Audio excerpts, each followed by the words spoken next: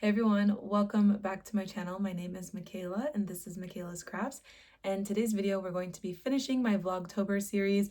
I know that it's November already, but this is going to be an October knitting podcast. So you're going to see everything that I was able to make and start making in October. It was actually a very busy month overall, but also a very busy knitting month. So I finished 2 garments, I finished 2 accessories, and I cast on 3 more garments. So I guess we should just go ahead and get into it. I went ahead and made myself a tea because I feel like when I have tea in my hands, I talk a little bit slower and it makes for a better podcast. It's lemon vervain, so now you can rest assured that I am not a vampire.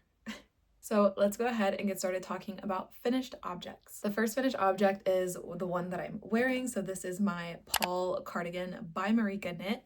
And I cast this project on, I would say probably way back in July. If I can confirm, I will put it on the screen. I'm really bad about taking notes on my projects. I'm trying to be much better at it. And I just went to look up my project on Ravelry and it turns out I never created one. So that's just great because I'm pretty sure I knit this off gauge, use different needle sizes. I'm not 100% sure. I knit this in Cascade Heritage Superwash Merino, held together with a strand of Merino by Knitting for Olive, soft silk mohair, all in the color navy. So I had some Knitting for Olive navy kind of laying around, and originally I was intending to use it for a Chantal v-neck sweater, also by Marika Knit. I came to the conclusion that I didn't like the mohair in that stitch pattern because you kind of lose the definition of the stitches. So I decided I wasn't going to use that yarn for the project. It was like sitting around for a while. And then I saw an inspiration picture on Pinterest of this navy cardigan paired over a button down and some like cute pants, and I thought it was super cute and I wanted to replicate the look. So I decided I was going to take the navy yarn that I had, hold the 3 strands together, and then knit a Paul cardigan. So I did gauge swatch. I don't remember anything about it. I don't remember if I sized up or down the needles. Sorry, I don't even remember which size I knit, unfortunately. I just wanted it to be as oversized as possible, so that's kind of where I went on. I promise from here on I'm gonna try to take better notes on my projects. My favorite detailing is the detailing on the back of the cardigan. So the shoulders are worked separately and then you join them together into one piece, and then you work the back, and then eventually you work on the front until you can like join in the round, making your increases for your v-necks. And yeah, that's pretty much it. It's a drop shoulder, so the sleeves work up super quickly after that. There are German short rows worked into the sleeve as well, which was a new thing for me, but overall it came out lovely. I'm actually obsessed with the finished object and she's super dense. I can't wait to wear her over everything. Like, I just think anytime I'm just going anywhere, like I just take it, and when I put it on, like she's just cozy. Like she's in, like the sleeves are long enough that I can just like be cozy. So anyway, that's my Paul cardigan. Also, the Paul cardigan was one of the things I wanted to finish by the end of fall. It was on like my fall knitting plans, so I'm happy to say that I can check that off of the list. So the next garment I'm going to talk about is my Braidy loop sweater. So this is my Braidy loop sweater by Other Loops, and I knit this up in 3 weeks. It was an absolute blast to work on. I cast it on because I thought I was going to run out of yarn on this project and I wasn't in the mood to play yarn chicken, so I was like, let me just cast on a different garment, and the Braidy loop was a part of my fall knitting plans. And I'd purchased the yarn, which is Knitting for Olive, merino and soft silk mohair held together during the benefit sale for Palestine, and it's in the color hazelnut for the merino and then dark mousse for the mohair. And I actually copied this entire inspiration from Tori over at Tori's Knitting Side Quest. I've mentioned it so many times. She's one of my biggest knitting inspirations. She just has the coolest style as well. Yeah, and my favorite thing about this is the cable detailing along the back and along the sleeve. I had no issues whatsoever knitting this project. A lot of people I've seen in some discourse on TikTok and in the knitting community is that the pattern is a little bit difficult to understand, and I actually don't really agree with that. I had no issues. The only time I had to frog is because I wasn't paying attention to my increases or decreases in the sleeve, but other than that, I didn't have any issues. I can understand why it's a little bit complicated to understand. I think it's like a translation issue. But if you kind of just like read through it thoroughly and kind of write out a little map of your increases, decreases, like your regular increases versus your purl increases, and which rows you're doing cables, then it should be easy. I found it extremely easy. So yeah, I've worn this so much already.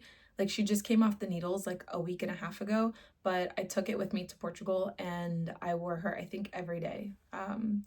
Because the weather in Portugal when I was there was like warm, but then sometimes it was rainy, so then it would get like a little chilly. So I would throw this on and then put on my raincoat, and it was the perfect layering piece. I loved it so much. The only concern that I have with it is that the collar is already like super wide, and I feel like I need to put an elastic in it. I've never put an elastic in anything, so this might be a journey we go on. Maybe when I get home to the US and like find the elastic and everything, and I have my like everything, all my tools and stuff, then we can worry about an elastic. But otherwise, amazing. I would highly recommend for anyone to knit this, especially if it's your first cable project. Then you only have like these cables, just like 2 cables, technically 4, you know, 1 for each side, or 2 for each side. But yeah, I love this project. I would totally knit it again. I'm thinking about knitting it again, and I had a great time. So that's actually 2 things that I cross off my fall knitting plan, so I'm doing really well as far as that goes. And this one also was on my fall knitting plans video, which is a Flashback hoodie by Witcher Designs. And I knit this up in a local yarn to Columbus, Ohio, and it's called Mad Dye Yarn is the yarn supplier and dyer, and this is in their DK mini base in the colorway Scorpio. So it's just like a little hood thing that I wanted to knit since it's getting really cold here in France, and I am lacking in having hair that will keep me warm. I've decided I need to knit some head accessories, and this is one of them that I wanted to knit. So I get a lot of wear out of this, but not when I'm like out and about, but like I wear this on my runs. It's super nice because like it keeps like this whole area warm, like neck included, and then I just put my headphones over top. I'm usually sweating by the end of my runs after this. I mean, I'm running, but no, but this just keeps me super, super warm. And yeah, I've enjoyed everything about it. Originally, I was planning to add like a green trim on the bottom, but I kind of got lazy and I didn't do the I-cord part that goes inside to like cinch the face in. I think my face is like pretty much like, it's pretty much just taking up the whole area anyway. So yeah, I didn't really feel the need to do that, but this is in a DK weight yarn and I did 100 grams.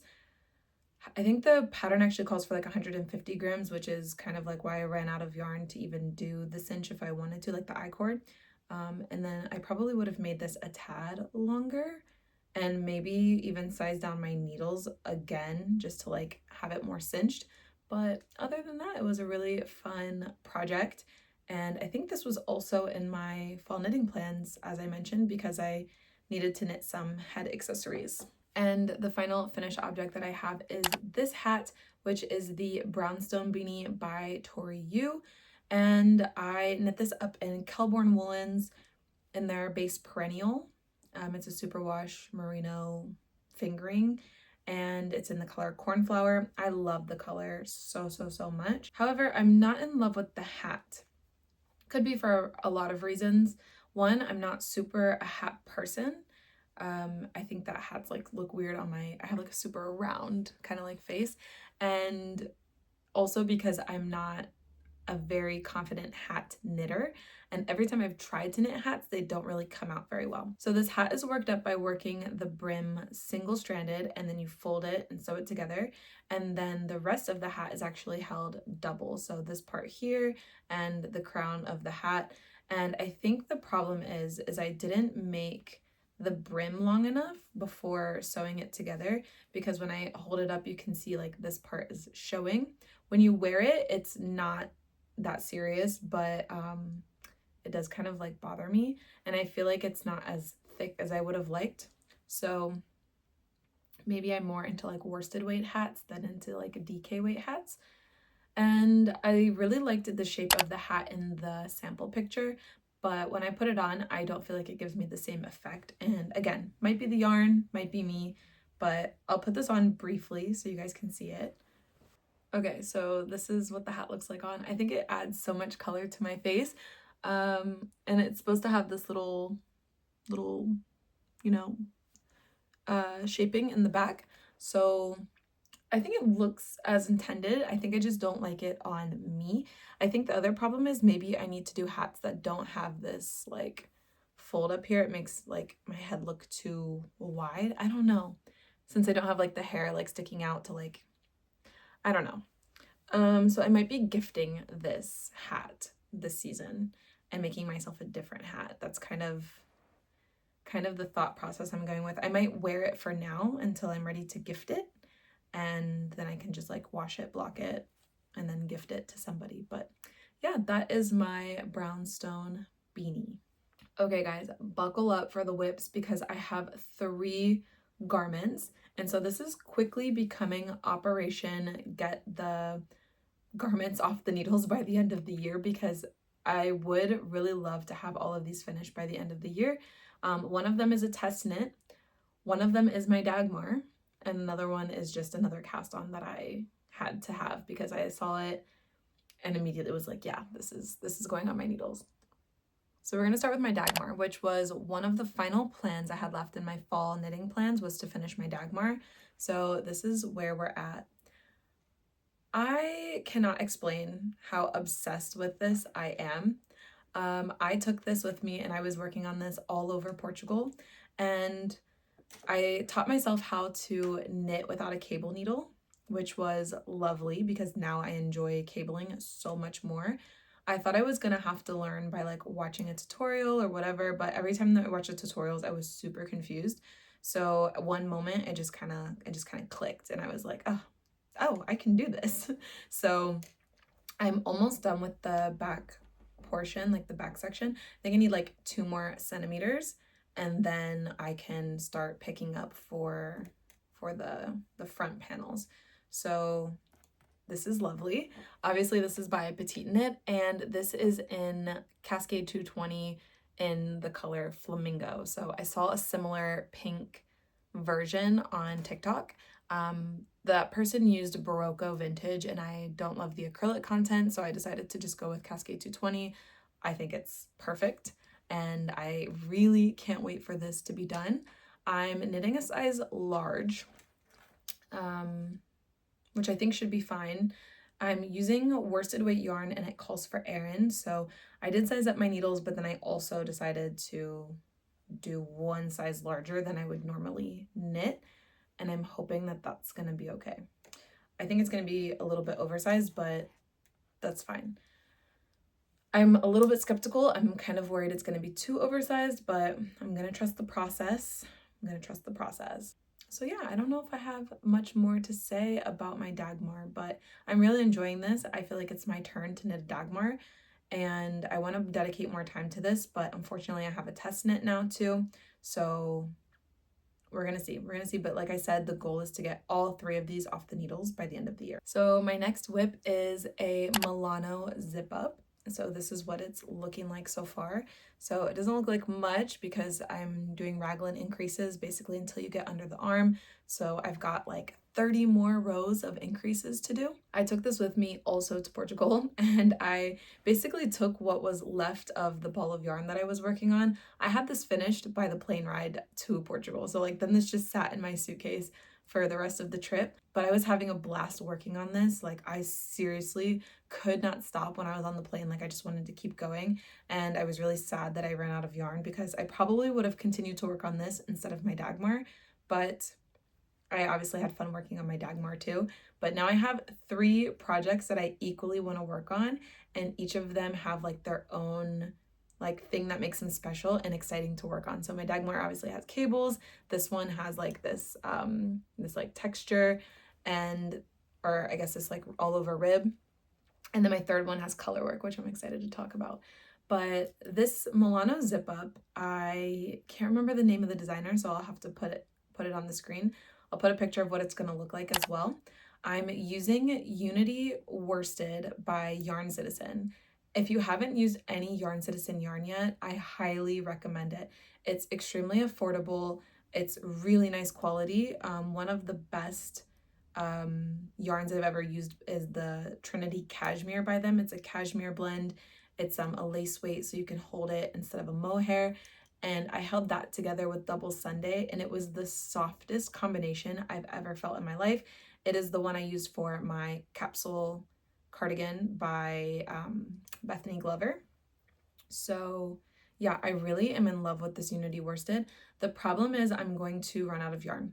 I definitely don't have enough yardage of this yarn, but I can get it at my local yarn shop back in Columbus.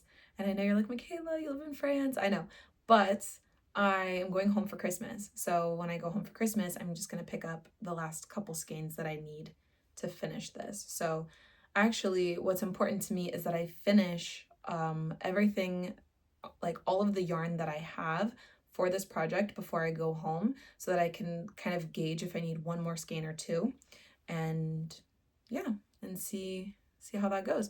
So this is what she's looking like so far. I cannot wait to have this finished object. Like, this might be my favorite project on the needles right now, but she's probably going to be the one that gets the least amount of love. So that is that. I can't remember which size I'm knitting, which is kind of important considering I have a lot of work to do left. Like I said, I'm going to be better at taking notes. When I get done here, I'm going to go on my Ravelry and update all of my active projects and start taking like serious notes on them. So anyway, that is that project. So my last project is going to be like a whip and yarn acquisition kind of put into one. So I am test knitting the moose sweater pattern for Kate. I don't know their like designer name, but I just know it's Kate, so I'm going to put it on the screen. And so I'm going to put a picture of what it looks like, and I'm going to show you what I've got so far. So this is the back yoke, of course.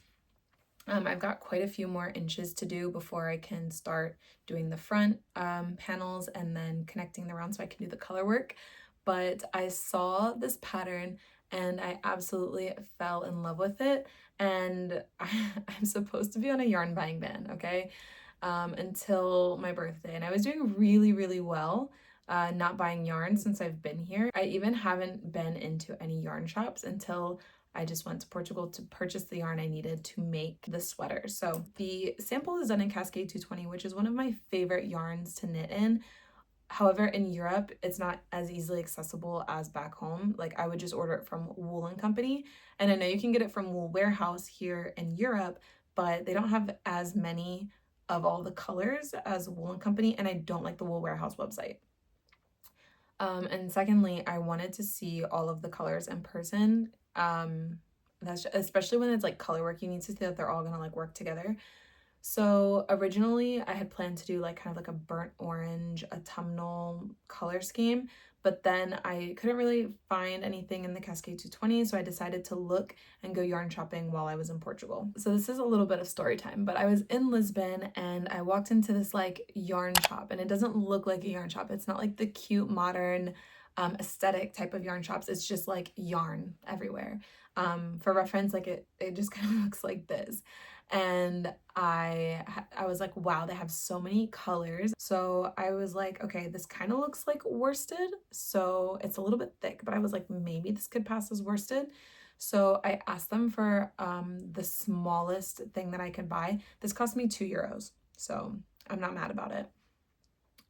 So I spent €2. I was like, okay, I'm gonna go gauge swatch, and then I'm gonna come back and buy the yarn if it works out. The gauge swatch was not good. This yarn was actually super hard to work with, like on my hands, and I just knew immediately it was going to be too thick. So if anybody wants this, you can have it. Because I don't even know what I could make with that. So I went to Porto and I went into this cute little shop, which I think translates to Black Sheep, and the owner was so lovely. And I decided to grab a ball of yarn and go back and gauge swatch. Luckily, I actually brought the exact needles that I needed to be able to gauge swatch. So I made a gauge swatch, this is what she looks like. And then I was off just a little bit, so I actually have to size down my needles for this project, but that's okay as long as I have gauge. And so I went back and I got this color as my main color, so this is lovely. And by the way, this is Moda by Wool Dreamers, 100% wool. It says local wool. However, I think this is Spanish wool, not... Yeah, it says made in Spain, so I'm assuming it's Spanish wool, not Portuguese wool. At the time, I thought it was Portuguese wool, but yeah, I've figured out it's not. But this is the color 207G, so this is my main color. Then I have the same yarn in the color Blanco, which translates to white, but this is definitely more cream. And then the kind of last contrast color, it's just kind of used in like the little like colorwork motif designs, is this like burgundy. It's also Moda. I already lost the tag, but if I can find the color, I'll put it on the screen. And then for the mousse, they didn't have brown in that, but they had this Gilead yarn, and it's also 100% wool, and this is in the color cacao. I've never used this before, but I actually just saw someone making a project like on TikTok or something and saying that they really love this yarn. It's like their favorite. So I'm really excited to. It's actually a lot softer than the Moda, but it's really, really pretty. I think all of these will go together so lovely. Like, this is the color scheme. So I thought like, wow, it's actually like a Valentine's Day mousse sweater. That's cute. And pink is my favorite color. So even though this is not in my color season, I'm trying to live more toward like in my color season, but I just thought this would be lovely anyway, and not everything has to be so scientific when it comes to what you wear. So yeah, that's this project. This is due like the first week of January, so I would really like to have it finished again by the end of the year. And that is basically all of my projects. So that is basically it for this podcast episode. Like I said, the goal is to get those 3 garments off my needles. I would love to knit one more hat. I am going to Scotland at the end of the month. I'm so excited. I don't know if I can go to Scotland and not buy wool, so we might just continue breaking the ban. And so if I'm going to Edinburgh, so if anyone has any recommendations for yarn shops in Edinburgh or just anything to do in Edinburgh, let me know. I'm a huge Outlander girly, so I'm really excited to go to Scotland, even though I'm just going to be in Edinburgh for like 2 days and I don't get to like explore the Scottish Highlands. It's still like going to be a dream come true. I'm going to have a pint or a dram, I don't know, whatever I'm feeling. And I can't wait to show you guys some footage of that as well. So I think I'm going to end this episode here. Let me know if I spoke at an appropriate speed. I think the tea really, really helps. And I'll see you guys in my next video.